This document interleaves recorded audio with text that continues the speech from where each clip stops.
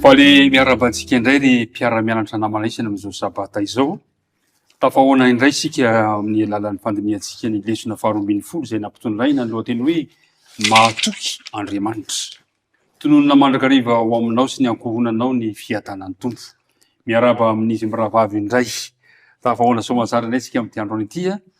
Mino aho fa samby faly fiarahana mianatra eto isika androany a. Mialohan'ny dindinika ifanaovantsika nefa dia andeha hiaraka hiombona amin'ny vavaka isika. Hivavaka isika tompoko. Andriamanitra ray be fitiavanao, rainay amin'ny lalan'i Jesosy Kristy tomponay, ianao ilay tompo tianay mpamindra fo. Ilay mamela heloka izay mitahirana mandrakariva ao anatin'ny fahavelomana misaotra anao izahay. Noho izao sabata izao izay ahafahanay mindray mandinika ny teninao. Mamela tompo ny helokay, ary eo ka mba ho vita fihavanana aminao izahay. Ka raha hiara-hianatra izahay, ny fanenona masina ne ampitoherinao ampon'ny ny tsirairay avy. Mivavaka tononona sika tany amin'ara Jesosy. Amen. Amen. Eny ary ny diniki fanaovantsika eto moa dia atsapatsika fa Andriamanitra mahatoky ny Andriamanitsika. Misy andinina natao tadiana. Tsy anjero izany asa izy amin'izy miravavy reto no mba hanao azy androany. Ato ary. Lesona faharoambin'ny folo mahatoky Andriamanitra. Tsy nisy latsaka dia kely akory aza ny zava-tsoa rehetra izay nolazain'i Jehovah tamin'ny taranak'Israely fa tanteraka avokoa izany rehetra izany. Josoa 4:20. Mahatoky amin'ny teniny Andriamanitra. Izay no resantsika amin'ny andro an'ity, ho zaraintsika aloha hevitra vitsivitsy ny diniki fanaovantsika eto, ho resantsika izany hoe ahoana izany fahatokian'Andriamanitra izany. Ho resantsika ihany koa rehefa avy eo hoe ahoana ny amin'izay fanataon'Andriamanitra antsika. Fizarana fahatelo ho resantsika ny valisoan'ny fahatokiana sy izay tsy maintsy ataontsika. Ary ho resantsika farany ny amin'ny hoe ny sasy ny amin'ny fivadiantsika na ny hoe ahoana ny amin'ny fahatezeran'Andriamanitra manoloana izay fanataon'Andriamanitra ao antsika. Ny voalohany ary zany dia izao hoe ny fahatokian'Andriamanitra. Ao amin'ny Josoa 4:20 no iompana ny dinika amin'ity andro an'ity a. Fa manomboka amin'ny 7:20 ilay izy a, no misy ny diniki fanaovantsika eto izay maneho antsika ny fahatanterahany teny rehetra nataon'Andriamanitra tamin'ny zanak'Israely. Ahoana mba fahitantsika an'izany zavatra izany satria hitantsika eto izany fa hoe nomen'Andriamanitra an'ireo taranak'Israely eo avokoa izany izay rehetra notenen'ny vavan'Andriamanitra, ny teny fikasana nataon'Andriamanitra. Ahoana mba fanazavana reo miravavy amin'izany hoe fahatokian'Andriamanitra izany. Ia, faly miaraba ny mpiara-mianatra rehetra dia faly miaraba anareo mianadahy. Hitantsika moa izany ao amin'ny ity tantaran'i Josoa ity fa Andriamanitra ny tena mahatoky tao anatin'ilay tantara. Betsaka ny fahadisoana sy ny ditraditra ny zanak'Israely fa Andriamanitra izay natoky tamin'ny fanekeny izay zany no tena hita hoe misongadina ao anatin'ilay lesona ka nahatonga azy ireo nandresy ny fahavalo. Misongadina ny teny hoe rehetra ao amin'ilay Josoa 4:20 manomboka eo amin'ny 7:20 ka hatramin'ny 5:20. Naverimberina inenina mihitsy ilay teny hoe rehetra.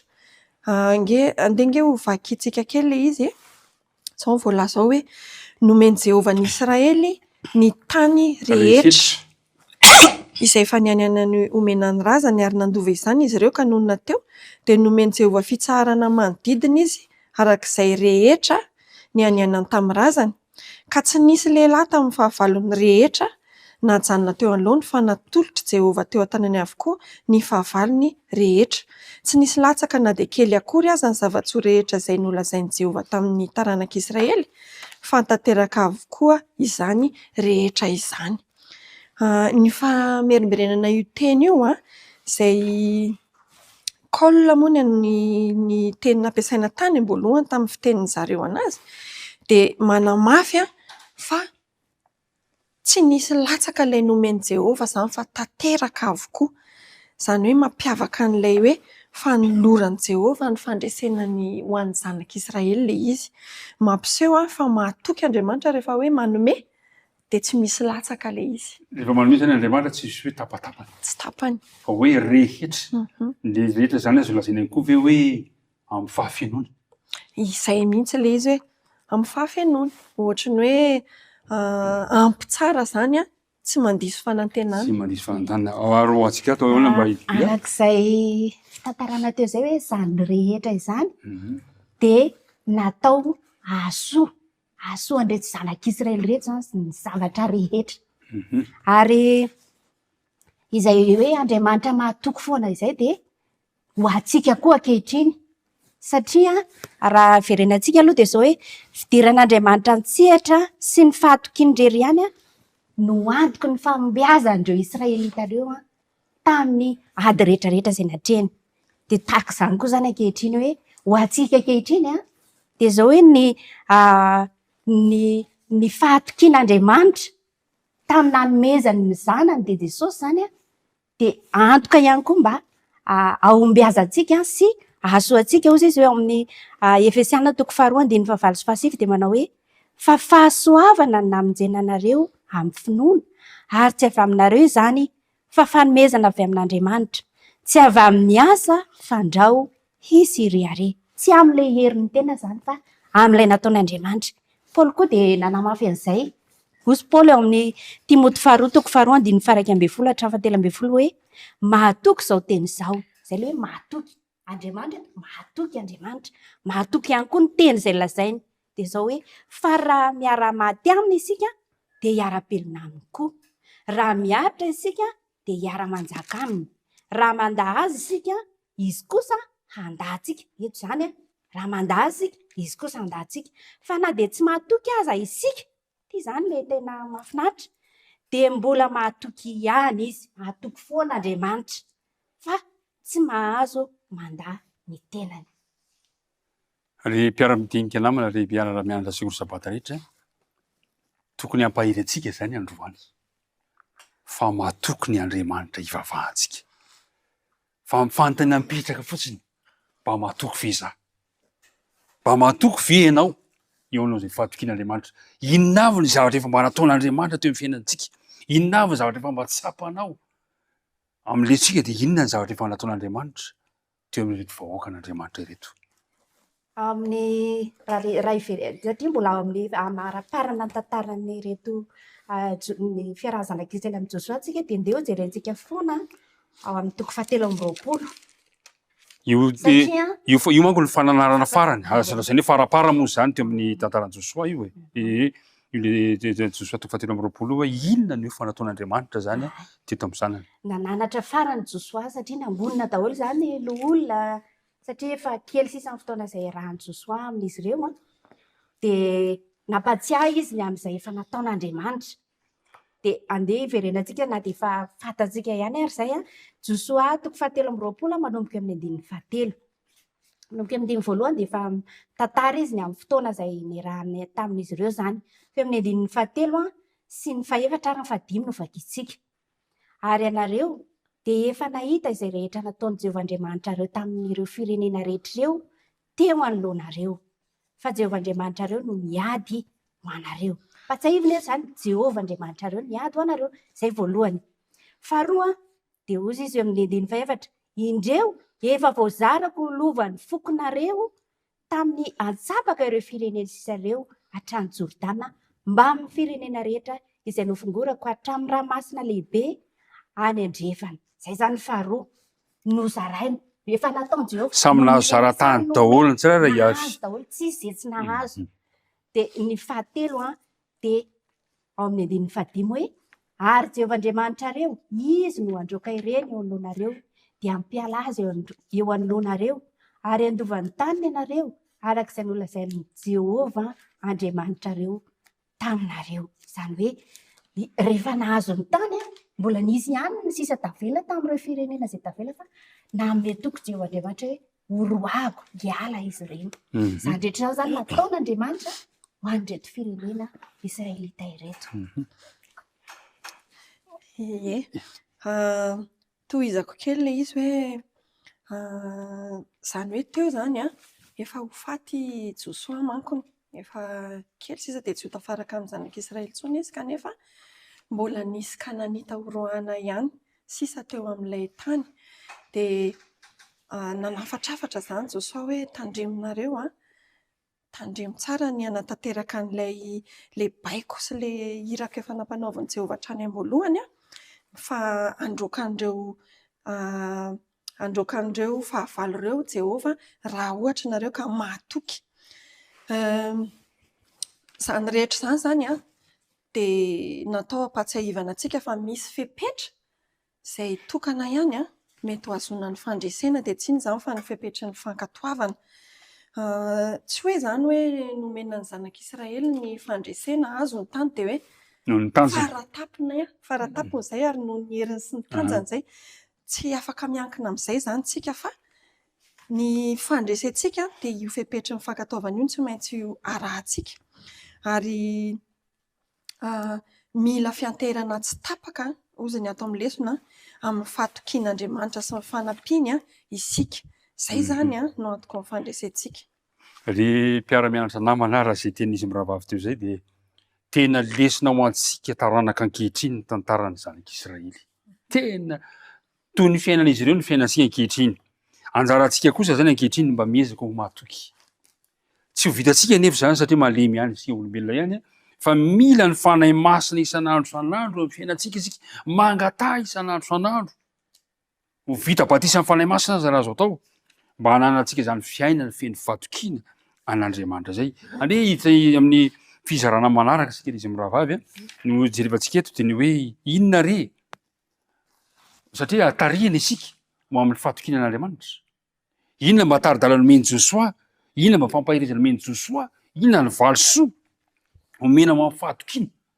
Ary inona ny taridalana mba ahafahantsika mijoro amin'ny fatokiana? Inona ny tsy maintsy ataontsika mba ahafahantsika matoky eo amin'ilay Andriamanitra izay matoky eo amin'ny fiainantsika tsirairay avy. Inona ny azontsika lazaina? Satria fantantsika tsara fa ny valosoa dia omen'Andriamanitra ho an'ny zanak'Israely ary hitantsika tsara mihitsy izay fa azo lazaina hoe tombotsoa omen'Andriamanitra antsika zany ny valosoa ny fandresena raha toa ka mijoro matoky ny tsirairay avy. Efa hitantsika kely teo am-boalohany teo moa zany fa ny valosoan'ny fatokiana dia fandresena tanteraka. Ya. Dia ao amin'ny Josoa 3:20 ao ny 15 dia milaza Josoa hoe ary Jehovah Andriamanitrareo izy no androaka ireny eo anoloanareo dia hampiala azy eo anoloanareo ary andovany taniny ianareo arak'izay nolazain'i Jehovah Andriamanitrareo taminareo. Fa eo amin'ny manomboka amin'ny 19 dia mampitandrina indray zany Josoa satria zany ity fandresena tanteraka ity dia mbola miankina amin'ny fatokiana mandrakariva ary rehefa miteny zany isika hoe valosoa dia misy ihany koa anefa ilay mifanohitra aminy arakaraka ny hoe matoky isika sa tsy matoky isika. Dia eo zany misy an'ilay fampitandremana nataon'i Josoa hoe mahereza tsara ianareo hitandrina sy hanao izay rehetra voasoratra ao amin'ny boky ny lalàn'i Mosesy mba tsy hivilianareo hiala aminy ao amin'ny ankavanana na ao amin'ny ankavia, mba tsy hakanesanareo any amin'ireo firenena sisa eo aminareo ny anaran'ny Andriamanitra dia aoka tsy ho tonononareo na ampianananareo akory ary aza manompo azy na miankohaka eo anatrehany. Izany hoe ireo zany le tsy ambaratelo nomeny Josoa tsy manambady an'ilay mponina eo amin'ny tany tsy manonona ny anaran'ny Andriamanitra, tsy mivavaka amin'ny Andriamanitra. Efa hitan'Andriamanitra sy efa hitany nampahafantariny an'i Josoa fa zava-doza izany ary tsy fanavakavahana le izy hoe araka ny fiainantsika hitantsika amin'izao manko dia hoe mety hoe fanavakavahana ara-pirazana na ve izy ity sa ara-bolon-koditra sa tsy izay le izy fa eo amin'ilay fahadiovana ara-panahy zany no satria fiain'ny fohanam-pohatsampy moa tsy izy ireny. Fiainao Andriamanikafa. Andriamanikafa ny tena notopoin'ireo olona teo amin'ny toeranareo zany izay tsy sisa mbola tsy voaroaka. Dia raha sanatria zany ka manambady tsy mpino izy ireo, tsy mino an'Andriamanitra dia hitantsika moa eo amin'ny tantaran'ny zanak'Israely fa ilay vadiny izay manompo sampy dia manodina ny sainy hiala amin'Andriamanitra ary toy izany koa isika ankehitriny amin'ny maha-kristianina antsika. Ampirisihan'ny tenin'Andriamanitra ihany koa zany isika tsy hanana firaisana amin'ny tsy mpino. Tsy mampirisika akory ny Baiboly hoe ny isarahantsika amin'izy ireny rehefa tafiditra amin'ny fanambadiantsika fa ny tandremantsika kosa tsy hanaraka ny fanaony dia izay no apresian'ny ten'Andriamanitra amintsika. Malasa antsika ne mba hanokatra amin'ny Josoa 7:1 sy 12 dia hoy izy hoe dia tandremo tsara ny fanahinareo mba ho tia an Jehovah Andriamanitrareo. Resaka ara-panahy le izy, tsy hoe fanavakavahana araka ny tenanao teto koa le izy, fa resaka fahadiovana ara-panahy. 12 fa raha miemotra ianareo ka miray amin'ireo firenena ireo ary mifanambady aminy ka miditra ao aminy, ary izy kosa aminareo dia ho fantatrareo tokoa fa tsy handroaka ireo firenena ireo alohanareo intsony Jehovah, fa ho fandrika sy ho tonta. Inona le ho tonta? Tena mamono mihitsy izany. Tena mahafaty. Le izy zany resaka ara-panahy. Mpiara-mianatra namana isany ny valisomen'Andriamanitra antsika dia fandresena. Kanefa eto ny taridalana dia omeny antsika. Na ny apôstôly Paoly le dia nilaza tao amin'ny Korintianina 2 toko 9 ka ny 4:4. Hoy izy hoe aza mety asiana zioga tsy antonona anareo ikambana anareo amin'ny tsy mety. Resaka ara-panahy no resahantsika mpiara-mianatra namana, satria mahatoky loatra mantsy ilay Andriamanitra izay ivavahantsika. Inona ary manoloana izay toe-javatra izay? Inona kosa ary no tsy maintsy ataontsika manoloana izay toe-javatra izay? Satria isika rehetra samy miandrandra valisoa. Inona ary no tokony mataontsika manoloana izay toe-javatra izay? Ny namako ato angamba no mba angatahako mba aneho ny hevina hoe inona ary mataontsika manoloana izay taridalana omeny ten'Andriamanitra izay? Ao amin'ny taridalana amin'ny lesona dia misy andalan-teny mahafinaritra tahaka izao. Ny tokony ataontsika dia ny mifikitra amin'Andriamanitra. Eo amin'ny pejy 720 ery amin'ny voalohany ery paragrafy voalohany dia hoe ny hany fomba tsy halatsaka ny Israely amin'ny fakapanahy fampotsampy sy ahafahany miala amin'ny fahatezeran'Andriamanitra dia tsy ny mitadidy mandrakariva ireo aza dia didy folo izany, tsy izay fotsiny ihany izany ao amin'ny fanekena, fa ny fampitomboana ny fanoloran-tena marina sy ny fahatokinan'i Jehovah, ilay fahatokinan'i Jehovah hatreo. Dikan'izay dia hoe mila mahatoky an'i Jehovah izy ireo, mila mifikitra amin'i Jehovah, dia mila misarangotra mihitsy ara-mozy izy. Zany olona misarangotra zany dia mitady vonjy ary tsy miala raha tsy mahazo ny fandresena. Mahatsiaro ny tantaran'ny Rota tamin'ny zany. Tsy izay indrindra. Ozy ahoana ozy Rota tamin'ny Ozy izy tsy ala aminao. Za Tsy ala aminao. ny Andriamanitra ao, No Andriamanitra. ny tany ilevenanao, Ilevena kosa izy. izay faritra misy zay le hoe misarangotra mahafinaritra zay. Dia inona koa no azontsika lazaina mikasika ny hoe inona ary no ataontsika ihany koa ao anatin'izay toe-javatra izay? Josoa toko 7:20 andininy 4:10.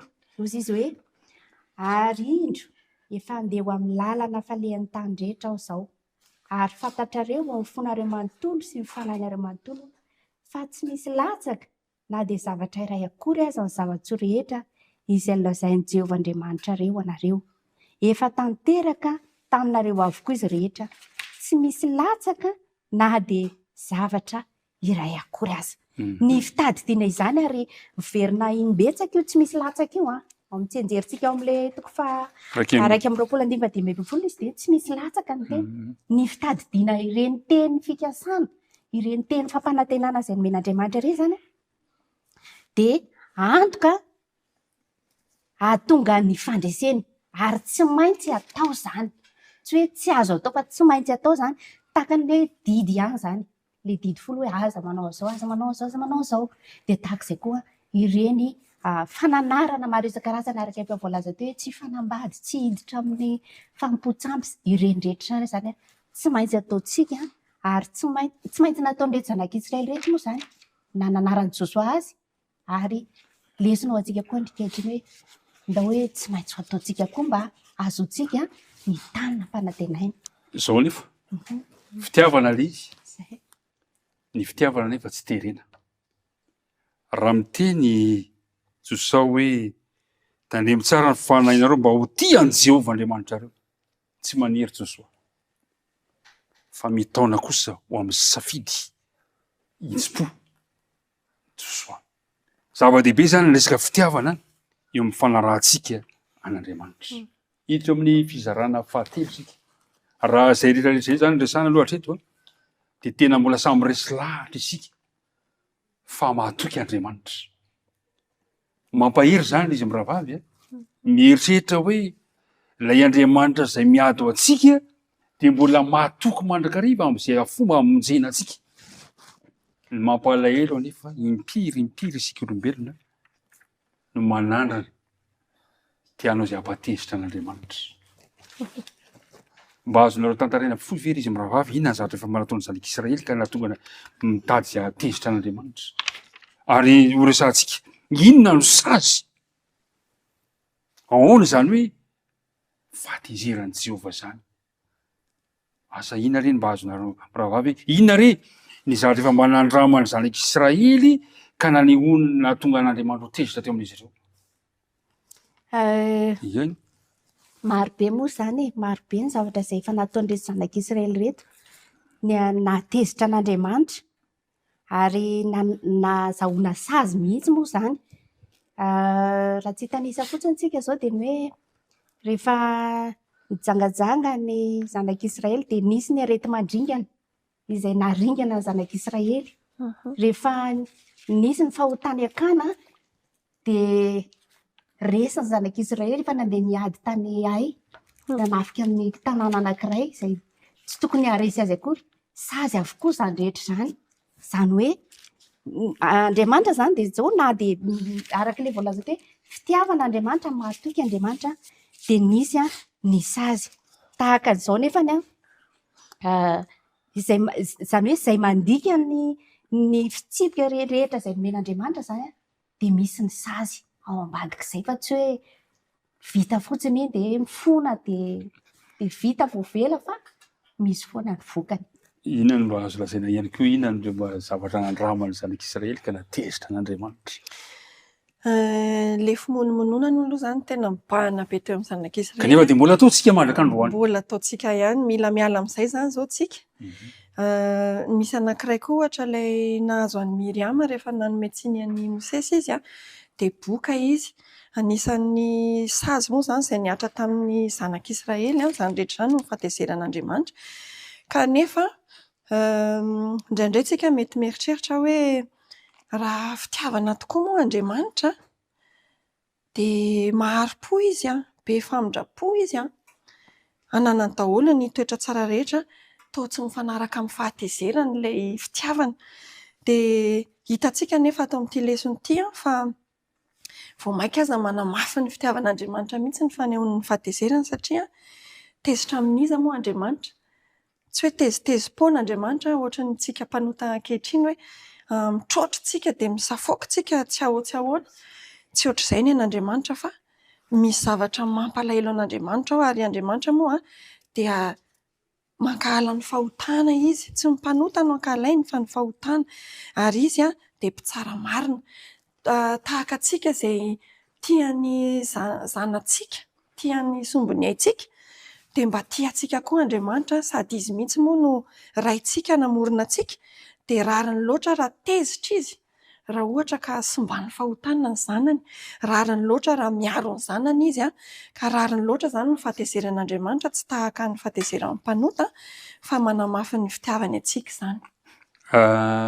Asa raha mba tadidinareo ilay zavatra nitranga tany Nifitra ao amin'ny nomera 120. Inona moa zavatra nitranga tany Nifitra? Tena nitaraina reto vahoakan'Andriamanitra reto fa nitady hena. De inona ny zavatra niseho? Nomen'Andriamanitra hena. Ary le papelika nomen'Andriamanitra de tena betsaka. De zao no voalaza amin'ny 9:30. Fa raha mbola teo ambavany iny hena ka tsy mbola lany de nirehitra tamin'i Jehova de nirehitra tamin'ny olona ny fahatezeran'i Jehova ary namely ny olona tamin'ny kapoka mafy indrindra Andriamanitra. Petraka amin'ny fanontaniana hoe rariny ve ny fahatezeran'Andriamanitra eo amin'ny fiainantsika? De mivaly efa voalaza teo ihany. Ara-dalàna. Ny fahatezeran'Andriamanitra anefa de mbola miazona le fitiavana ihany. ny fahateziran'Andriamanitra dia mbola miazona mandrakariva ny amin'ny hoe ny fahatokian'Andriamanitra. Ny fahateziran'Andriamanitra zany azo lazaina hoe fotom-pampianarana ara-baiboly momba fitiavan'Andriamanitra. Raha toa ka tsy tezitr'Andriamanitra, tsy tia antsika izy. Fa noho ny fitiavana antsika dia maneho an'izay fahatezirana zay Andriamanitra satria tiany mba hatsiaro. Inona ny teny farany napetraka Josoa manoloana izay fampitandremana ny amin'ny fahateziran'Andriamanitra izay. Inona ny teny farany lazainy Josoa. Manasa nge mba nanokatra amin'ny Josoa 3:20 andininy 5:10 sy 5:10 mangataka anareo miravavy ny anankiray maka ny andininy 5:10 ny anankiray maka ny andininy 5:20. Inona zavatra hitantsika ao? Anaran'i Jesosy tahaka ny efa nanatanterahana taminareo ny zava-tsoa rehetra izay lazain'i Jehovah Andriamanitra reo taminareo no anatanterahany Jehovah aminareo kosa ny loza rehetra mandra-paharingana anareo tsy eo amin'ny tany soa nomeny Jehovah Andriamanitra reo anareo ity.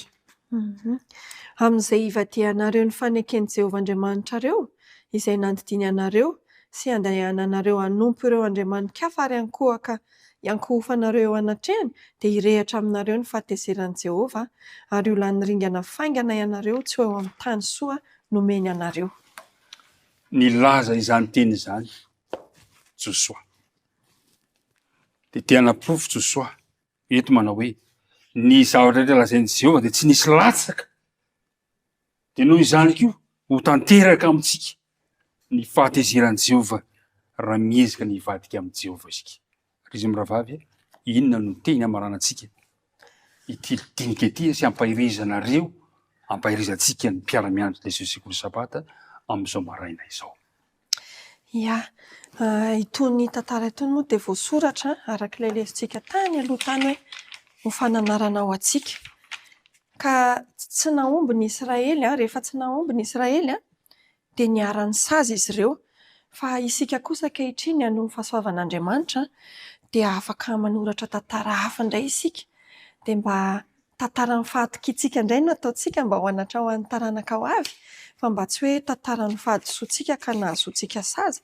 Izany zany tena mba faniriana tena hetaheta lalina ato am-ponay hoe mba hanoratantsika tantara mahafinaritra indray ho an'ny taranaka ho avy ny amin'ny fahatokiantsika amin'i Jehovah.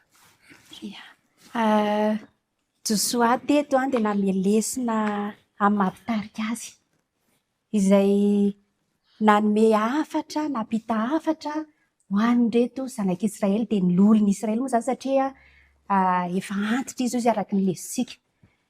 Dia mahafinaritra zany dia ampita an'izay hoe any amin'ny toerana misy antsika tsirairay avy ho antsika mpitarika, ho antsika efa mahafantatra ny baiko rehetra izay nomen'Andriamanitra, andeha hianatra amin'ny Josoa izay ampita fanilo, ampita lova tsara ho an'ireo olona izay eo hitarika handimby antsika zany.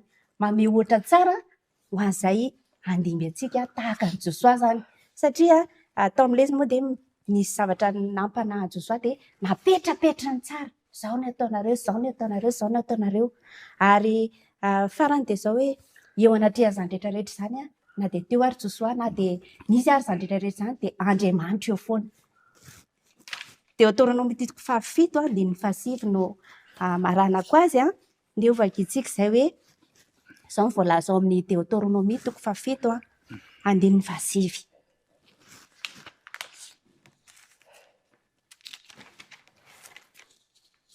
Koa aoka ho fantatrao fa Jehovah Andriamanitra ao ihany no Andriamanitra. Dia Andriamanitra mahatoky. Arak'ilay lohateny lesitsika, Andriamanitra mahatoky. Izay mitandrina fanekena sy famindrapo amin'izay tia azy sy mitandrina ny didiny hatramin'ny taranaka arivo mandimby izay tia azy. Tian'ny olona, tian'ny zanak'Israely Andriamanitra, tiantsika ary mitandrina izany fanekena izany ho an'izay tia azy ihany koa. Isika ihany koa zany tsy tia mifamaly araka ny teny hoe tsy tia mifamaly na tsara fihavanana. Mihavana amin'Andriamanitra isika rehefa mitandrina an'ireo fitsipika sy fanekena rehetrarehetra izay nomendreo ary tsy miala izay fahatokiany amintsika izay. Ry mpiara-mianatra namana misaotra an'Andriamanitra isika misaotra anareo mirahavavy tamin'ny dinikendry fanaovana zeto ny any amaranako azy kosa dia nion-kevitra amin'ny le filoha Amerikana John Kennedy satria mahatoky loatra Andriamanitra dia nampirisika ny mpiray firenena taminy izy nanao hoe andeha isika hitondra ity tany malalantsika ity amin'ny fieritreretana madio izay ihany valisoa azo antoka ho antsika ka amin'ny farany dia ny tantara no hitsarantsika. Aoka angataka ny fitahiana sy ny fanampian'Andriamanitra isika. Nefa aoka ho fantatsika fa eto amin'ity tany ity dia ny asan'Andriamanitra no tena asantsika. Tena natsapa John Kennedy fa misy Andriamanitra matoky eo ambadika ny tantara. Noho izany dia namposihany ny mpiray firenena aminy mba handeha araka izay tantanany eo Andriamanitra matoky io. Ry mpiara-mianatra namana, izany koa no antso ataonay androany ho amintsika rehetra, andeha isika anaraka izotra tsara araka izay tara-dalana pitrika eo Andriamanitra matoky eo amin'ny fiainantsika. Hivavaka isika, hamarana antsika izao fotoana izao, mangataka ny namako ato mba hampiray antsika amin'ny lalan'ny vavaka. Hiara hivavaka isika. Tompo Andriamanitra rainay tsara, mbola misaotra anao izay no ny fitahianao sy ny famindraponao anay ka mbola nandrenesanay an'izany hafatra lehibe izany izay entinay mitondra ny fiainanay. Aoka tsy ho adinonay Andriamanitra fa tianay tokoa ianao ary efa nahatanteraka ny zavatra rehetra ao anay. Efa nomenao ny fandresena izahay tamin'ny alalan'i Jesosy Kristy teo amin'ny hazofijaliana, fa ny anjaranay kosa ankehitriny dia ny mitandrina ireo fitsidika ao rehetra izay fitsidika miorina amin'ny fitiavana. Engane ny fiainanay mba ho feno fifandraisana aminao, ho feno fanarahana anao ary ho feno fifaliana amin'ny fanaovana ny sitraponao. Dia apetraka eo ampelantananao Tompo ny fiainanay manontolo amin'ny anaran'i Jesosy no anononinay izany vavaka izany. Amen. Amen.